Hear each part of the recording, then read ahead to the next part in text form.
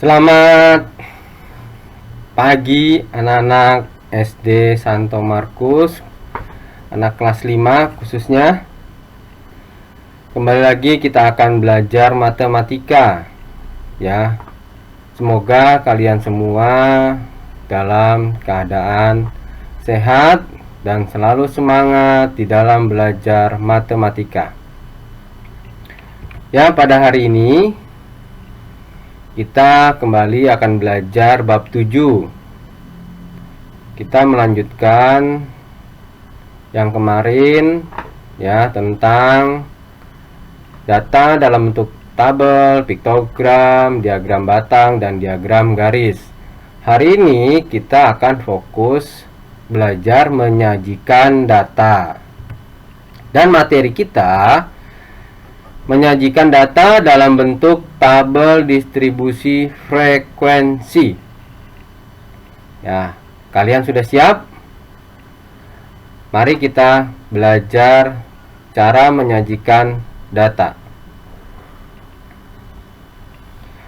Menyajikan data dalam bentuk tabel distribusi frekuensi. Nah, ada beberapa cara yang harus kita lakukan di dalam menyajikan data dalam bentuk tabel distribusi frekuensi. Yaitu yang pertama, kita harus mengumpulkan datanya. Nah, mengumpulkan data dapat menggunakan kuesioner, angket, atau dengan observasi. Nah, hari ini kita akan fokus belajar tentang mengumpulkan data dengan kuesioner. Nah, ini ada contohnya. Ya, dapat kalian lihat. Ini contoh kuesioner itu yang simple, yang sederhana seperti ini. Jadi hanya ada nama, kemudian ukuran baju bisa S, M, L, XL atau XXL. Ya, jadi nanti setelah kuesioner ini dibagikan, yang mengisi itu akan memilih ukuran bajunya apakah S atau M atau L atau XL atau XXL. Nah, setelah itu yang kedua, setelah kita memberikan kuesioner, lalu kita merapikan datanya. Ya, datanya kalau sekarang itu kita menggunakan era digital, kita menggunakan Gform atau Google Formulir. Ya, itu yang lebih mudah di zaman sekarang. Jadi bukan lembaran kertas lagi, tapi sudah menggunakan media digital atau internet. Ya, menggunakan Gform. Nah, setelah kita dapatkan datanya, kita rapikan datanya. Nah, ini Bapak punya contoh. Dari kuesioner yang telah diisi, ya, nanti hasilnya seperti ini. Misalnya contoh, nomor 1 Agael, ukuran bajunya L. Nomor 2 Riko, ukurannya M. Nomor 3 Kristo, ukurannya XL. Nomor 4 Tia, ukurannya L. Nomor 5 Ica, ukurannya L. Nomor 6 Gebi, ukurannya M. Nomor 7 Semi, ukurannya L. Nomor 8 Ivander, ukurannya XL. Nomor 9 Davis, ukurannya M. Nomor 10 Revan, ukurannya L. Nah, dari data ini ya, kita akan kumpulkan lagi, kita akan rapikan lagi. Jadinya seperti ini. Nah, tadi dapat kita lihat ya, ukuran bajunya yang mengumpulkan adalah, ya, ini yang pertama itu M. Ya, ini ada yang M, ya kan? Kemudian ada yang L juga. Kemudian ada yang XL. Nah, setelah kita amati hasil dari kuesioner tersebut, nah, kita dapat lihat hanya M, L, dan XL. Makanya yang ditulis di sini, ya, yang ditulis di sebelah sini hanya M, L, dan XL saja. Karena dari data yang ini ya, data ini kita hanya dapatkan 3 ukuran saja, tidak ada yang mengisi S, tidak ada yang mengisi XXL. Nah, setelah kita dapat ukuran bajunya, ya kita tulis ukuran bajunya, lalu kita tulis siapa saja yang ukurannya M. Nah, siapa saja yang ukurannya M nih. Nah, dari datanya kita dapat adalah ada Riko ukurannya M, Gaby ukurannya M, Davis ukurannya M.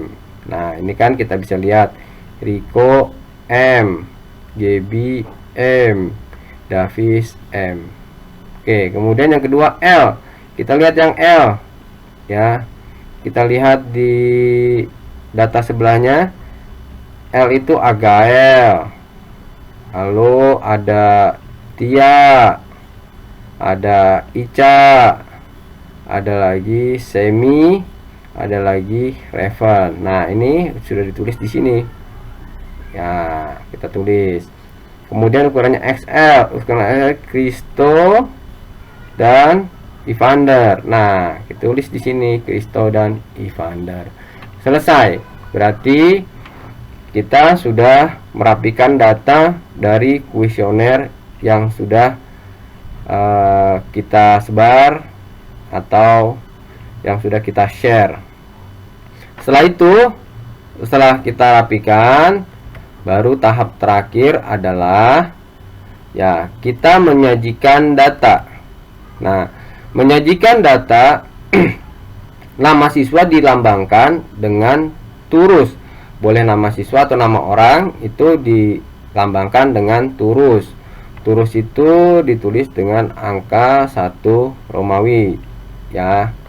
Kemudian ada ketentuan dalam menuliskan turus. Untuk 2 siswa ditulis garis 2. Nah, untuk 3 siswa garisnya 3. Untuk 4 siswa garisnya 4. 1 2 3 4 ya, 4 ya kita hitung.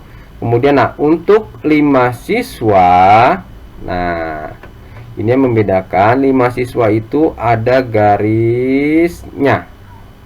Ya, jadi bukan seperti ini. Bukan ditulis 1 2 3 4 5, ditulis garisnya ada 5. Bukan, tapi seperti ini. Oke. Kalau 6 siswa sama ya, ada garis tapi ditambah dengan 1 garis lagi. Oke, jadi bukan seperti ini ditulis 1 2 3 4 5 6. Nah, kalau ini adalah salah. Ya. Ini salah. Yang benar ini. Oke ya. Yang benar adalah bentuknya seperti ini. Oke, ini benar. Oke. Nah, tadi kita sudah rapikan datanya. Nah, setelah kita rapikan data, nah sekarang kita menyajikan datanya seperti apa sih? Nah, jadi seperti ini. Kita buat kolomnya dulu. Nah, tadi ukuran bajunya sudah ada, ya kan? Nah, kita buat kolom, ada turusnya, ya kan? Lalu di sini ada banyak siswa atau frekuensinya. Oke. Setelah itu baru kita lihat di sini. Ya, ada berapa nama sih? 1 2 3. Berarti di turus ini kita isi 1 2 3. Lalu di banyak siswa kita tulis dengan angka 3. Oke, kemudian yang L. Yang L itu kita lihat ada berapa anak? 1 2 3 4 5. Ada 5, berarti nulisnya di turus ini, di bagian sini adalah 1 2 3 4 dan garis. Nah, 5 garis miring.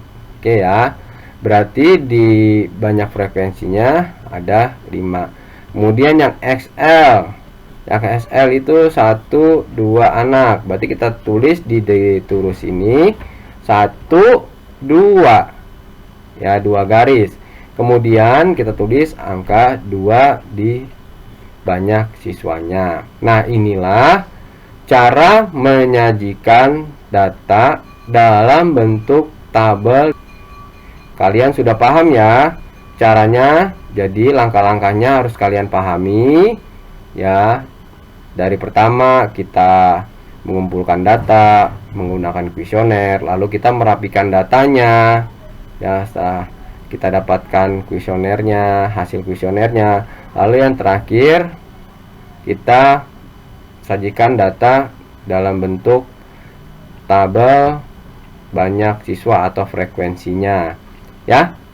Jadi ini caranya, Bapak yakin kalian bisa. Ini karena kalau kalian mengikuti langkah-langkahnya pasti kalian lebih mudah dalam membuat tabel. Jadi nanti Bapak akan berikan tugas untuk mengisi kuesioner yang akan Bapak berikan. Kemudian nanti hari selanjutnya pas pembelajaran matematika, tugas kalian adalah membuat tabelnya ya. Sampai di sini dulu pembelajaran matematika kita. Terima kasih sudah mengikuti pembelajaran pada hari ini dengan baik. Pesan Bapak, kalian harus terus mau belajar biarpun kalian dari rumah. Harus semangat terus ya, agar kalian nanti dapat naik kelas dengan nilai yang memuaskan. Sampai jumpa, sampai bertemu lagi. Salam sehat, Tuhan memberkati kita semua. Amin.